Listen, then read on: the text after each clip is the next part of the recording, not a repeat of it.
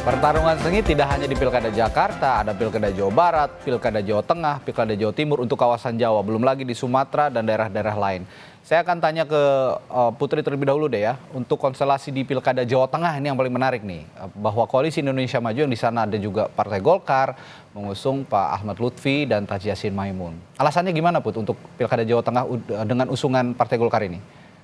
Ya, tentu kan dari awal komitmen kami di Partai Golkar adalah untuk terus berkomunikasi dengan Koalisi Indonesia Maju dan tentunya sebisa mungkin mendukung calon-calon yang memang diusung oleh Kim yang sekarang sudah berubah menjadi Kim Plus gitu dengan bergabungnya beberapa partai lainnya. Jadi untuk Jawa Tengah ini dari awal memang diskusinya adalah untuk mendukung Pak Ahmad Lutfi dan tentu berkembang dengan wakilnya yaitu Pak Taji Yassin yang merupakan incumbent. Jadi dengan peta elektoral tentunya di Pulau Jawa yang masih menjadi basis massa terbesar, Jawa Tengah juga DPT-nya jumlahnya 25 juta sekian, hampir 30 juta, dan ini tentu menjadi basis massa, salah satu basis massa yang sangat strategis juga di Pulau Jawa. Tentu kami juga berharap bahwa ini nanti bisa menjadi salah satu peta kekuatan Koalisi Indonesia Maju Plus ini untuk bisa mendukung pemerintahan Pak Prabowo dan Mas Gibran ke depannya. Jadi tentu dengan bertarungnya Pak Ahmad Lutfi nantinya dengan Pak Taji Yassin, kami juga sangat berharap bahwa nanti seluruh program strategis yang ada di Jawa Tengah ketika beliau berdua menang, itu nanti bisa berjalan dengan lebih lancar. Dan tentu insya Allah akan memenangkan pilkada di November ini. Lawannya adalah Andika Perkasa, calon lawannya, dan juga Hendrar Prihadi. Bang Ciko, Pak Andika dan Pak Hendrar Prihadi ini akhirnya mau maju, latar belakangnya apa nih? Artinya gini, memang dua nama ini yang memang sejak awal dalam tanda kutip ya bertarung keras di internal untuk memperoleh tiket dari PDI Perjuangan dan termasuk Mas Bambang Pacul, namun Mas Bambang Pacul tentunya kita tahu semua tidak bersedia, dan kemudian kita telah melakukan simulasi beberapa kali, mengeksersis nama-nama, bongkar pasang dengan tokoh luar, termasuk Taji Yassin juga, dan nama itu sebelum ini ya digadang-gadang untuk maju bersama kader kami. Namun akhirnya Ibu Megawati Soekarno Putri dan senior-senior kami di Dewan Pimpinan Pusat memberikan keputusan dan memberikan rekomendasinya untuk kedua tokoh ini. Nah, kami sebagai penguasa dalam tanda kutip di Jawa Tengah dengan suara yang signifikan, dengan pemilih yang loyal, yang daerah yang sering disebut sebagai kandang banteng, tentu mempunyai rasa confidence ya, percayaan diri yang tinggi untuk bisa memenangkan dengan mesin partai kami yang begitu kuat dan teruji. Apalagi sekarang tokoh yang dimajukan Bung Andika Perkasa dan juga Mas Hendi tentunya tidak diragukan lagi, dikenal oleh masyarakat setempat sebagai tokoh nasional tentunya Mas Andika, kalau Mas Hendi tentunya mantan wali kota Semarang yang cukup sukses dan dapat mengangkat kesejahteraan masyarakat Semarang dan mengelola kota dengan sangat baik. Dan ini suatu hal yang saya rasa bagian dari perjuangan kami untuk PDI Perjuangan dan untuk rakyat Jawa Tengah dan seluruh Indonesia sebisanya dengan putusan MK yang 60 dan 70 itu kami memang ingin memajukan kader-kader kami yang memang selama ini kami persiapkan untuk maju menjadi pemimpin di daerah masing-masing atau jabatan pemerintahan lain. Ya. Jawa Tengah, Mas Agung, lagi-lagi sepertinya dampak putusan MK juga impactnya cukup besar di Jawa Tengah. Termasuk tidak jadinya seorang Kaisang Pangarep maju di Pilkada Jawa Tengah. Dan akhirnya Kim mengusung Ahmad Lutfi dan Taji Yassin. Ini dua pasangan ini bukan representasi sepertinya dari Presiden Joko Widodo. Kalau sebelumnya Jokowi ini punya representasi di Jawa Tengah untuk menandingi kekuatan besar PDI Perjuangan di Jawa Tengah. Nah, dua pasangan ini, analisis Anda soal persaingannya bagaimana? Iya, kalau secara personal ini perang bintang ya. Satu bintang di polisi, TNI, satu bintang di TNI. Gitu.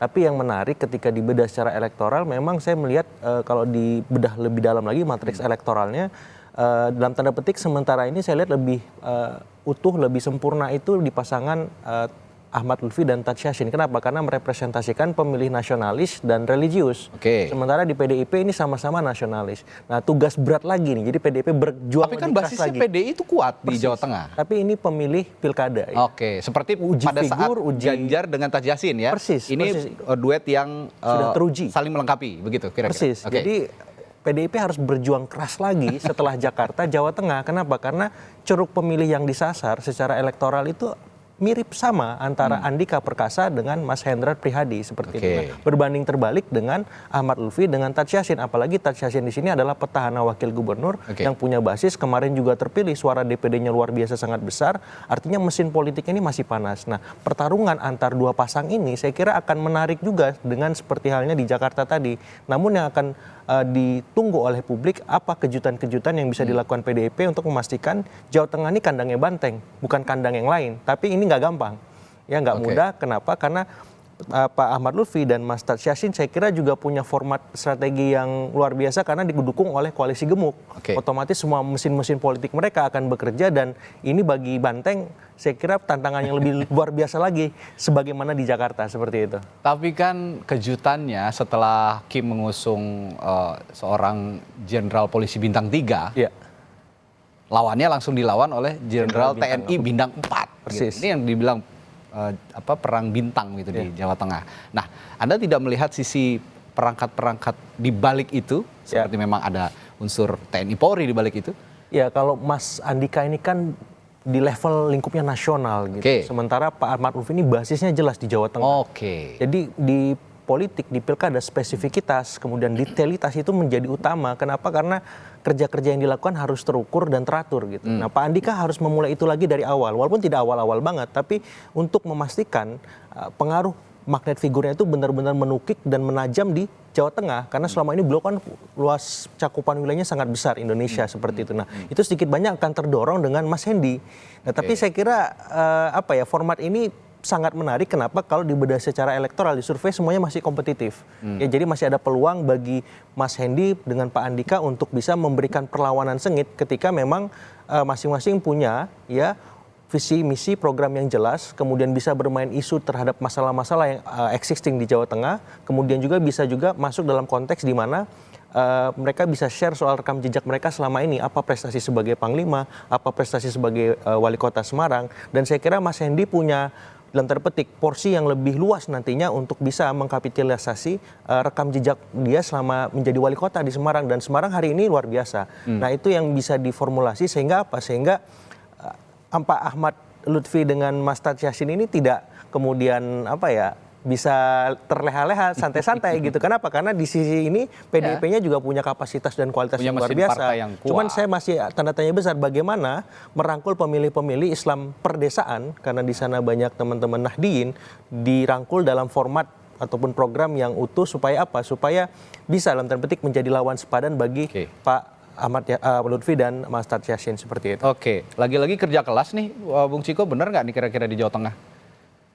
Ya, bismillah lah. Kita lihat nanti bagaimana. Kami tapi tetap meyakini bahwa masyarakat Jawa Tengah sudah lebih berpikir rasional dan maju, artinya lebih mengutamakan gagasan-gagasan dan bagaimana mengentaskan problematika yang ada, khususnya kemiskinan yang masih sangat besar di Jawa Tengah, walaupun sempat ditekan ke angka yang cukup signifikan dalam kepemimpinan Mas Ganjar Pranowo, tetapi itu menjadi concern bagi masyarakat Jawa Tengah. Saya rasa hal-hal yang sifatnya primordialisme dan agama dan juga kesukuan tentu bisa kita selesaikan dengan bagaimana kita memberikan gagasan yang baik untuk kemajuan dari masyarakat tersebut. Lebih lanjut lagi nanti strategi politik akan kita bahas dalam dialog-dialog berikutnya nih, di strategi pemenangan begitu ya kira-kira. Kita beranjak deh ya ke Jawa Timur. Jawa Timur ini kalau sebelumnya katanya diisukan akan melawan Kota Kosong, Hovifa Indar Parawansa dan juga Emil Dardak, tapi ternyata PDI Perjuangan kabarnya memajukan Bu Risma, benar nggak Bung Ciko?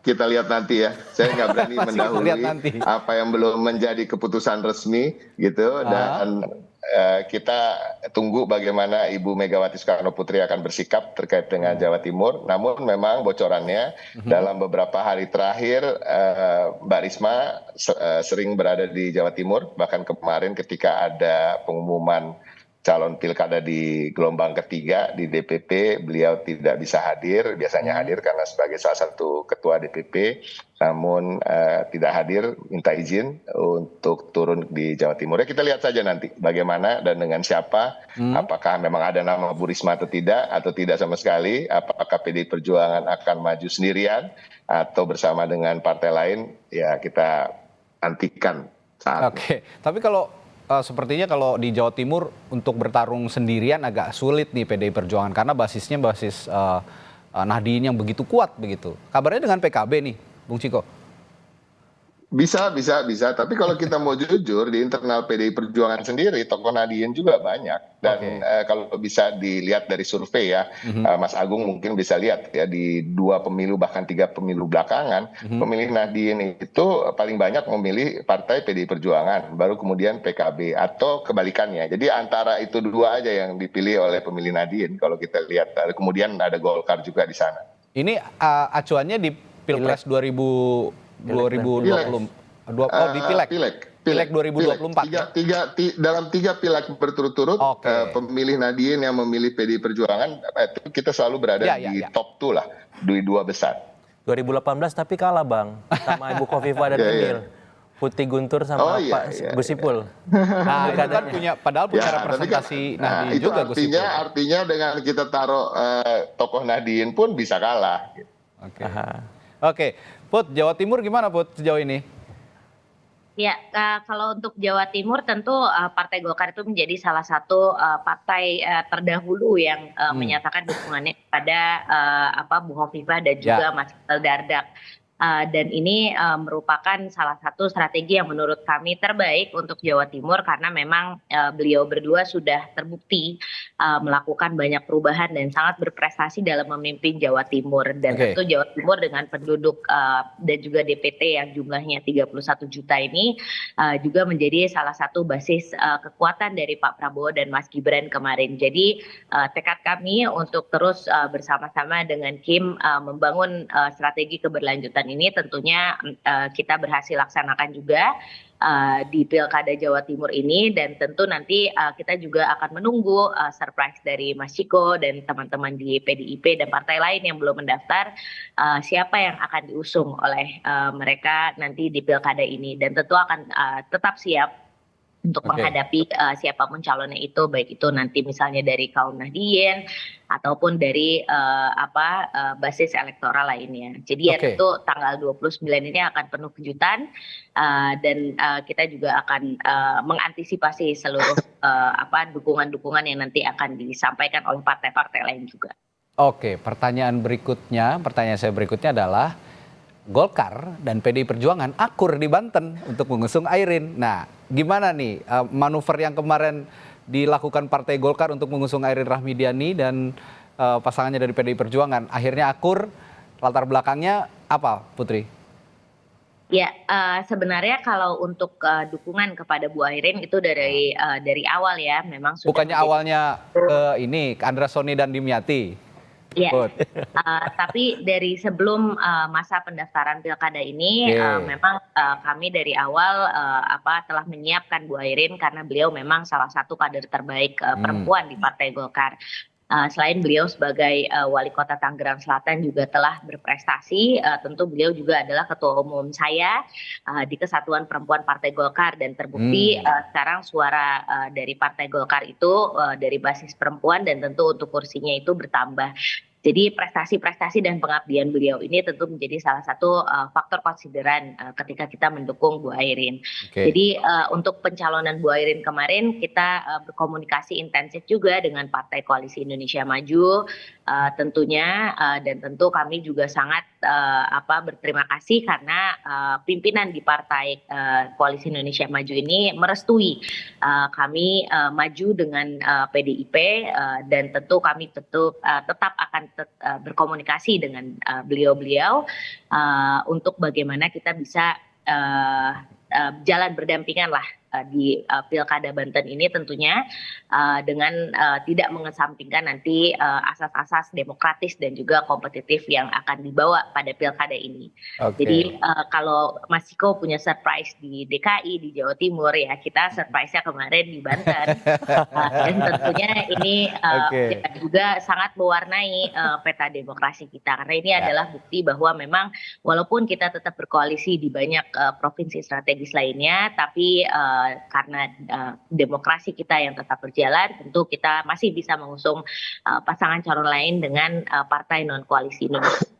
Ya, memang banyak sekali kejutan yang membuat kita tercengang di Pilkada serentak tahun ini. Termasuk juga berita terbaru soal batalnya Ahmad Riza Patria nih di Pilkada Tangerang Selatan. Diusung oleh Partai Gerindra dan koalisinya. Tapi terakhir saya mau tanya ke Bung Agung, ini tadi kita bahas Banten dan Jawa Timur.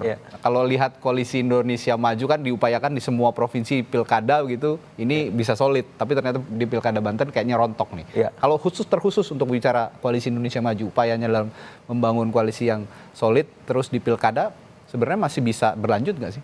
Iya, saya masih melihat memang koalisi Indonesia Maju ini memang lebih pas utuhnya di pilpres, bukan di pilkada. Kenapa? Karena kompleksitas di pilkada itu lebih luas, banyak kearifan politik dan sosial yang harus diakomodasi, dan itu terbukti kontraksi politiknya kalau dipaksa Kim ini di seluruh Indonesia ataupun di beberapa tempat strategis, akhirnya ada benturan kepentingan baik di internal partai di Kim itu sendiri maupun di eksternal masyarakat yang menjadi perwakilan dari kandidat-kandidat tersebut. Terbukti di Banten akhirnya Ibu Airin bersama Golkar dan PDIP misalkan. Dan di sana Kimnya jadi bukan Kim plus tapi Kim minus kan seperti itu. Di Jabar juga bisa jadi ada kemungkinan Pak Ahmad Saiku sama Pak Ilham Habibie maju. Nah di sana Kimnya juga Kim minus gitu. Bukan jadi Kim versus plus gitu ya. Plusnya di situ ada Nasdem, ada PKS. PKB-nya nggak tahu kemana. Di Jatim kemudian solid, di Jateng juga solid, dan saya akan lihat di Jakarta apakah solid, dan kemungkinan besar solid. Jadi ada beberapa tempat yang saya kira seperti Banten dan Jabar tadi memang tidak bisa dipaksakan. Bahkan di beberapa tempat misalkan di beberapa provinsi lain juga demikian. Sehingga memang saya lebih melihat bahwa ini akan dikembalikan lagi ke anggota masing-masing. Karena ini akan bisa menampung keanekaragaman, kemajemukan politik kita dan kebutuhan aspirasi masyarakat kita. Kalau misalkan tidak, saya khawatir partai-partai menengah atau beberapa partai besar itu akan dirugikan dengan skema Kim atau Kim plus dan seterusnya ketika ada momen-momen krusial politik elektoral, apakah itu nanti di Pileg, Pilpres, Pilkada di 2029. Nah, idealnya ini mengalir tapi tetap terkonsolidasi seperti itu. Baik. Terima kasih narasumber saya pagi hari ini. Kita nantikan kejutan apa lagi nih yang akan hadir di Pilkada serentak tahun ini. Menarik untuk terus kita simak. Wakil Sekretaris Jenderal Partai Golkar Putri Komarudin, lalu juru bicara PDI Perjuangan Ciko Hakim dan Bung Agung Baskoro. Terima kasih sudah hadir di Sapa Indonesia pagi hari ini. Sehat selalu Bapak-bapak dan Ibu. Sampai jumpa lagi. Assalamualaikum. Selamat ulang tahun. Salam. Thank you. Thank you. Terima kasih Putri, sama-sama.